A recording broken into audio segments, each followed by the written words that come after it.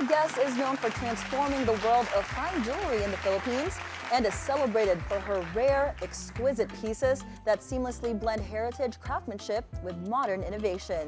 From curating breathtaking exhibits to redefining what it means to collect and invest in jewelry, she has built a reputation not just as a designer, but as a storyteller as well. Today we dive into her creative process, her inspirations, and the artistry that makes her work truly timeless.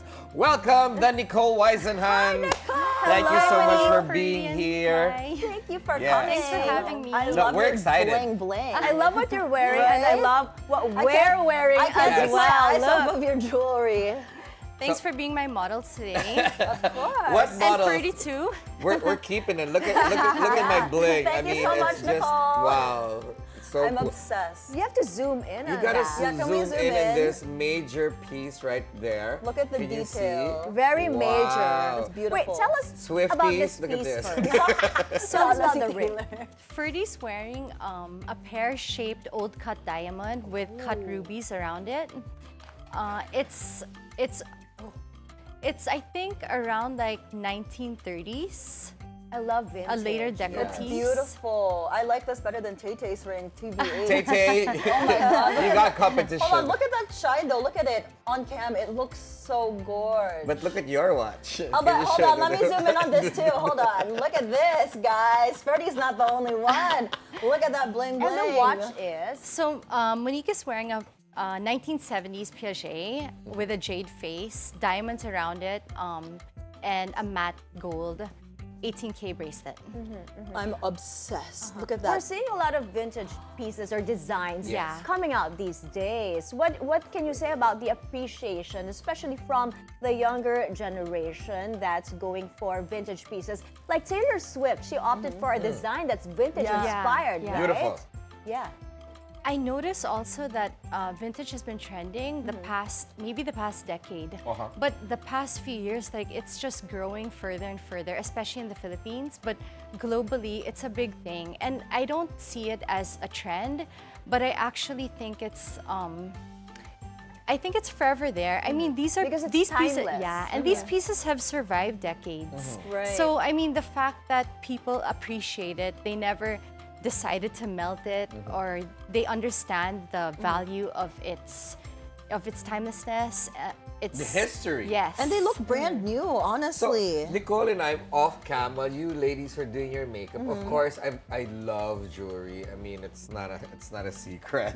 This is your turf. Yeah, this is my, which is funny enough because you guys, you're the Yeah. ladies. But this Yeah. Your turf, your That's why Friends Wonderland, is so your happy. Disneyland, Yes. your Yeah. happy place. my happy place because Okay. bling makes me happy. But Nicole was educating me between vintage jewelry and antique jewelry. So she Yeah, actually, mentioned. what is the difference? Yeah, what's the difference? So vintage means 25 years old, and antique is 100 years old. So if it's 99 years old, it's still vintage. If it's 24 years old, it's just pre-love. So we're just vintage. You're We're vintage. vintage. We're not antiques yet. Thank you for clarifying. Antique should That's be so like a interesting. century old and more, right? Yeah. Yes, but how did you start in the jewelry world, Nicole? Wow, so I actually started about maybe around 20 years ago. I was still in college, and I got to fine jewelry by an evolution of like my jewelry career Yes. as a fashion jewelry designer, Yes. then eventually into fine jewelry. So it was in, I think, 2010 that I decided to go into fine jewelry. And then maybe a few years after that, I decided to go into vintage. Okay. Wow, so what's the collection percentage between vintage and your own designs in your boutique? Oh, that's an interesting question because in the boutique, majority of what you'd see on display now is vintage, and maybe about 30% is my own designs in the store. Although, if you ask me how much work goes into designing versus vintage, majority of my day goes into customizing and the production, and then I do have my times where I'm sourcing. So those are usually done on my travels. Yes. In shop, I also do like a lot of like research through reading or Yeah. In So- the jewelry business is a constant learning as well. Yes. Right? So can you tell us about the earliest spark that ignited your passion for jewelry and jewelry making? Great pun there. I've always seen myself to be a creative, and when I was in college, making accessories was one of my creative outlets, just like cooking and so on. And then it just, one thing led to another. Like, it started as a hobby, and then many, many years ago, there was this Rockwell Bazaar. I don't know if you remember. So I would join that, and that kind of got me into meeting like clients, and then eventually like I think I had my big break back in the day when, you remember Isha Andaya? Very well. So she Former was, editor-in-chief of Preview. she featured my work in Preview. Yeah. And that was the time that social media wasn't very big. Neither was like platforms like WhatsApp. So I got so many emails and so many texts. Yeah, from And making you're like, accessories. Okay, it's like, this is it. Maybe I should get into it, right? Well, and then from there, eventually, like a lot of my clients who started with me in the accessory line also slowly moved into my fine jewelry as well. I want to talk about your designs though, Nicole. Where do you get your inspiration, and what makes your designs different from other people? So when people see your design, oh, that's a Nicole Whisenhunt design. Well, I think a lot has to do. I guess my work is a bit of me, like it's my personality. So that reflects on the work I do. And I'm often inspired by, like before I was pretty well known for doing designs that are inspired by the Art Deco era. But then generally, like I like my pieces to be like a little bit, a mix of the old and new. So I feel like when I do my own design, I want it to be modern, yet like elements of like vintage as well. And how do you do that? How do you mix that, or I guess add that modern touch to like vintage pieces? For the modern touch, I often reference architecture. And then for like my, like that vintage element or that old feel, really comes from like, I guess I love to travel. Yes. So you've got a permanent travel bug. Yeah. Yeah. But I love that because jewelry is really an extension of your personality. Yes. And the way you express, you can wear like a basic black outfit, but your jewelry punches in that style element. Yeah, exactly. Like for example, you look very elegant today, but the earrings are just wow. They're just beautiful. Thank you. And they pop. And let's talk about Monique's necklace. Yes. So, it's modern, but digging it's this also home. very timeless. And it's tri-colored. Right. So like Tell when us people, about that piece. yeah. So this is a French piece by Poiret, made in 18 karat gold, and yes, it's tricolor. So lately I've been, because I love gold. Like if you ask me like what's my favorite gold color, it would be yellow gold. But I noticed like when you have a lot of pieces, eventually like you go deeper into collecting, and then you need, something to make your collection a little bit more different or interesting. So lately I've been introducing a lot of like white gold vintage pieces or tricolor or two-toned. I'm obsessed with the tricolor. And buta na lang, when I did my color analysis, she said all of it's bagay on me. So thank you, Nicole, for my Perfect. jewelry. And it certainly pops without Yeah. being too loud. Yeah. And your necklace. Yeah, let's look at a Yeah, vintage tell us about necklace. this because I see vintage in it. Right? So this is a Venderafa. Yes. He's a Florentine designer, and you could actually see the Florentine elements in the way the stones are put together and also the finishing of the gold. It has that kind of like a gold leaf finish. That's so beautiful. It's so rich. I love the detail in it as well. Very intricate. When I saw that piece, I had to have it because I love the texture. Yes. I almost feel like it's Is it sort- sandblasted? I'm not sure, It's so but pretty. I'm sure it's handmade. It's 1980s, and then what I liked about it, being the texture, was that it kind of reminds me of a spine. Oh, yes. So Actually, yeah, it's cool. So I was like, I found it so interesting. So when people collect jewelry, what are like the key pieces or elements they should be looking at? What should Like, I start yeah. with? Earrings, the ring, necklace? Yeah, that's a lot. Like, Well, where I should we start? feel like if you're just starting to collect, usually people start with the basics. And then eventually when you have all of that, you go deeper into collecting. You want maybe period pieces or even signed pieces. So I was telling Ferdy earlier that the difference between signed and unsigned is that signed is basically coming from a designer with an original design, or a little bit more easier to understand, like maybe the well-known jewelry houses. So you have like Van Cleef & Arpels, Bulgari, Cartier, Boucheron. But I mean, even Nicole, keep this talking is, to me. or like even with your local designers, Yeah, like yeah. when you can basically connect the design to a designer, it's a signed piece. And of course, that also means that the designer also put their marking on the piece of jewelry. So for the uninitiated, for someone just venturing into Yeah. this, if you want to start collecting gold, Yeah. what is the first thing that you should look for? To start collecting, I guess you would start with your necessities. Like for some people, that would be your solitaires, like your earrings, or others, like if I have some clients who actually don't have their ears pierced, so they go for rings or necklaces. But basically, I guess things that you could wear often. Yeah, but Yeah. you know, there's Yeah. a lot more to talk about. Yeah, we I'm have a lot excited. more, but we'll take a quick short break. But coming up, Nicole Whisenhunt will show us more of her pieces and why jewelry is so prized. Stay tuned, The Daily Dish will be right back. Our guest, jewelry designer Nicole Whisenhunt, who brought some pieces to show us today. Now, Yay. Nicole, what are the other pieces that we're not wearing? Can we show them on cam? Yeah, of course. They're Get the sparkling. bling, I'm get the bling. trying. They're sparkling like crazy. I'm scared to touch it because I might break it. Look at Oh, these. this is Can we zoom in? That is gorgeous. Let us zoom at in that. because look at this. Guys, wear your sunglasses. Oh my gosh. Wear your Here, sunglasses. why don't I just remove it from the thing so it doesn't slip? I'm scared to touch And it. I might break it. There. Look at this beautiful bracelet. I think it will is pop vintage. more if you put it on my wrist. Okay, let's Give make it it. to me.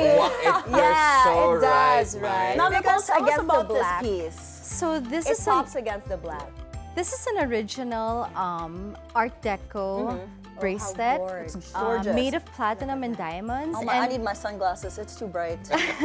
what makes it also extra special is that it doesn't have as many cutouts. It's a full-on bracelet. It's also French, so generally in the vintage world, of course, depending on the piece, generally like French pieces usually seek higher value. Oh, really? Yeah. Interesting. Is there a favorite piece that you've collected or made personally? Yeah, many. Which one? If you can Gosh. pick one. Well, I kind of feel like that's like you asking me about my favorite cuisine. So I like so many, but I do have my favorites. I mean, going back, one, we made this really beautiful, well, basically it was my design, Yeah. but inspired by the Deco era, and it was made of black enamel and diamonds, and it was also a bracelet around as thick as that.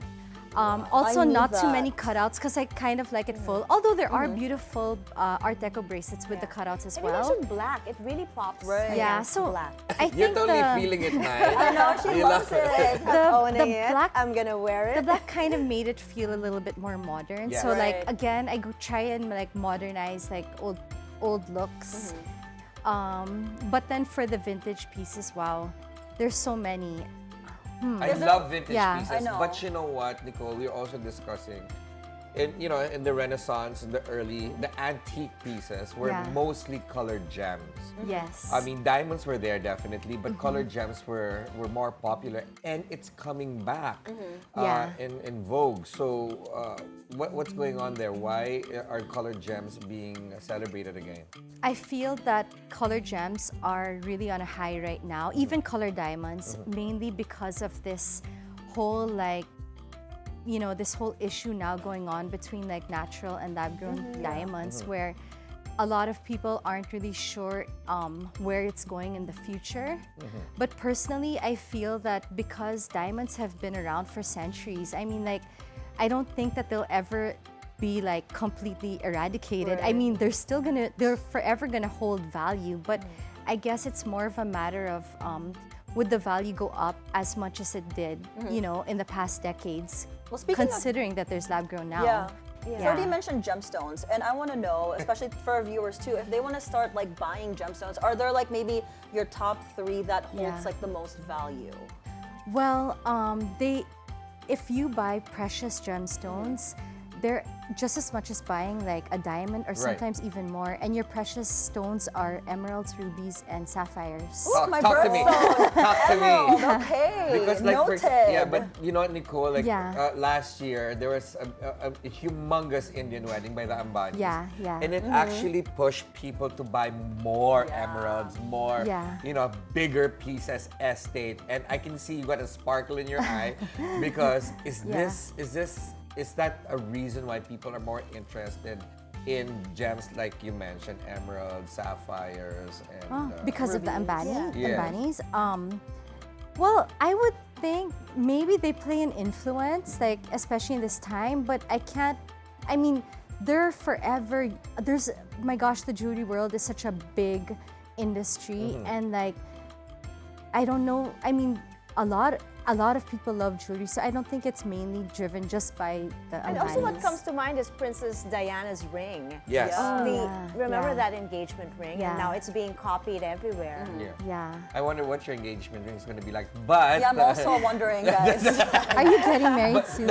I'm we hope waiting. so. Shouting out again to Tam every my week. God, We like, shout out. Every show. But Pam is so traumatized now. Pressure. but Nicole, there's Yeah. also a movement wherein a lot of people are also going into their grandparents' jewelry or Yeah. their Oh, yeah, mother's yeah. jewelry. What's your suggestion? Do you suggest that they wear the whole set together, or do you want to layer it, or do you want to like how do you modernize something like that?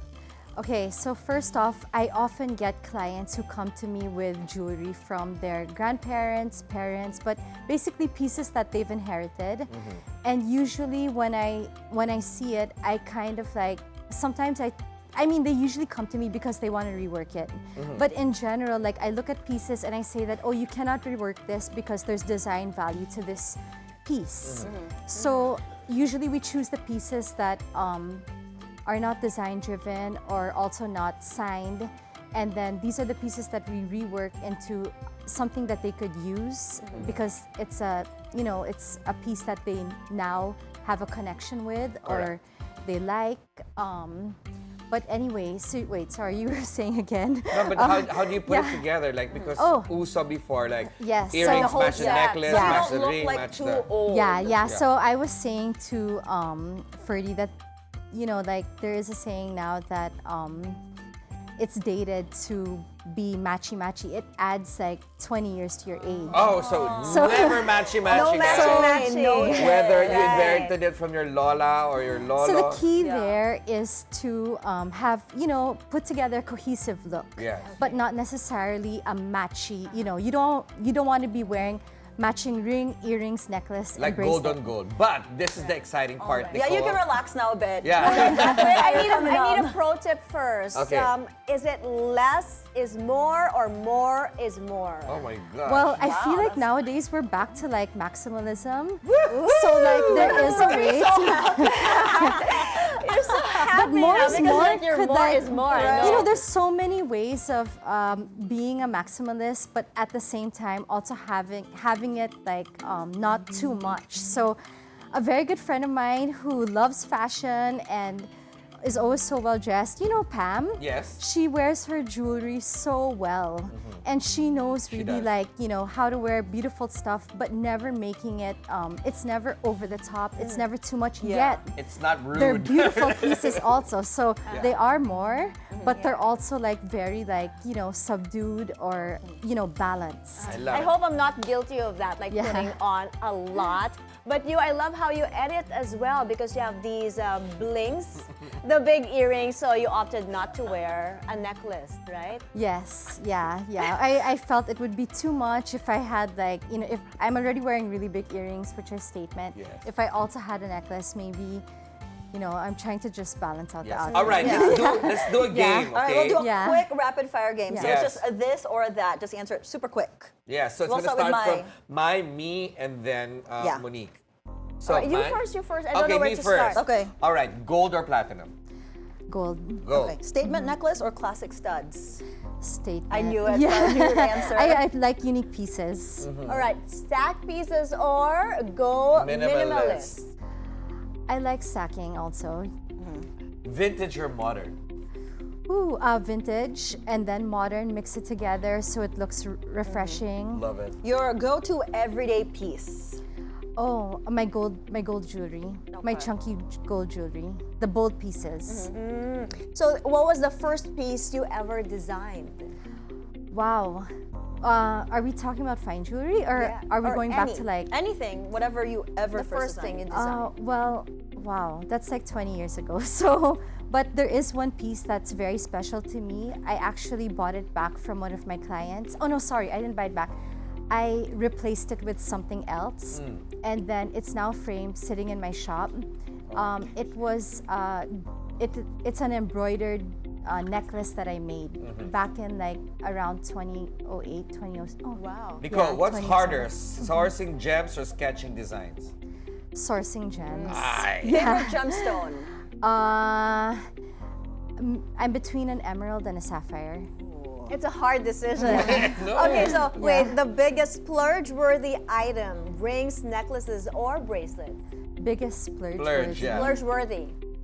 Wow, that depends on the design, but maybe I'd say a necklace. Necklace. Dream celebrity client. Oh, Aside from me. Any celebrity. 30. Not number one, I'm not a client and I'm not a celebrity. So You know who I'm really liking nowadays? Hailey. Oh, I Bieber? love. Yes, but Gwyneth Paltrow. I love her. Miss Oh, I Gil. Forever, yeah. All right, Yeah, designing she in collects as silence well. or with music on? Music on always. What kind of music do you listen to?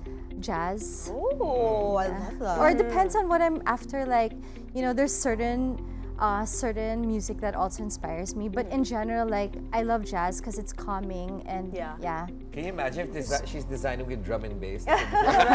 So, what is one jewelry myth that you want to bust? Oh, let me think. Controversial. Gosh, wait. Maybe something with lab grown or natural? For me, I'm really not for lab grown. I know that it's getting big in the Western world, and like a lot of people are moving in that direction. But I personally feel like I wouldn't go in that direction or with that trend. All right, Natural Nicole. is best. Yeah. Heirloom jewelry piece that you will never part with. Some jewelry that my mom gave me from my grandmother. Aw. Okay, Yeah. now your guilty pleasure outside of jewelry. Oh, that's travel and eating. Same girl. Yeah. Okay, what's a jewelry trend you think that should come back? Gosh, wow. I feel like they're always coming back. Like right now, a lot of these pieces from the 80s are back again. Previous to that, the 50s was also big for the longest time, and I think it's still there till now. Speaking of 80s, is it chunky jewelry? Oh, I feel like white gold is coming back Oh, again white too. gold. Yeah. Yeah. All right, that was fun, Nicole. That was so fun. Thanks, we want you guys. back. Actually, we need more time with you. No, we want you back and your jewelry. That was fun. Thank you so much for joining us, designer to the celebs and the perfume and set, the 30. Nicole Whisenhunt. Thanks for having me, guys.